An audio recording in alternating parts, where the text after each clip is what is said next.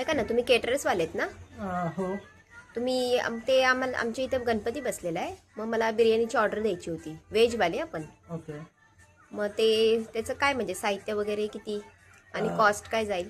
किती किती किलो बनवायचं तुम्हाला? 100. 100 किलो. हां. तर एक 100 किलो तांदूळ लागेल आणि भाजी एक लागेल. भाजी आता बघा कोणती टाकायची आहे ते तुम्ही मला सांगा. कारण की एक अंदाजे भाजी पण बघायला गेलं तर 30-40 किलो भाजी लागेल. आणि त्याच्यानंतर आता बटाटा पण टाकावं लागेल ना तुम्हाला.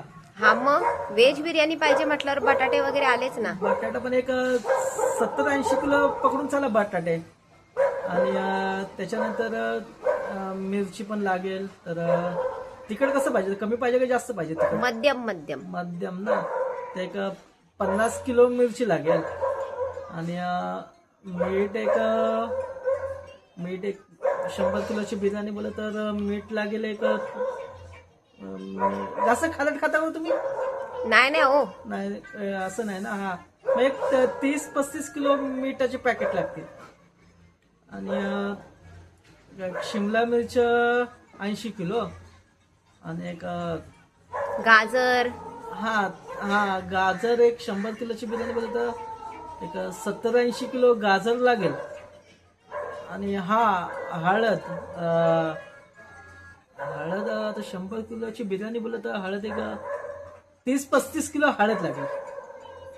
आणि फ्लावर वगैरे, फ्लावर वाटाणा वगैरे. ते पकडून चला. ते सगळे फ्लावर वाटाणे एक 30-30 किलो घ्यायचे आपल्याला. कारण ते कसं एक्स्ट्रा टाकायचं असतं ना, बर. म्हणून. याचा कॉस्ट किती जाईल? आता बघा हे सगळं बनवायचं कॉस्ट वगैरे तर असं तर आम्ही खूप कमी घेतो पैसे. तरी पण एक 9-10 हजार रुपये पकडून चला. ठीक आहे, चालते. विचारून सांगते मी तुम्हाला. कधी येऊ बनवायला? अहो, विचारून सांगते. चालेल, चला. चल.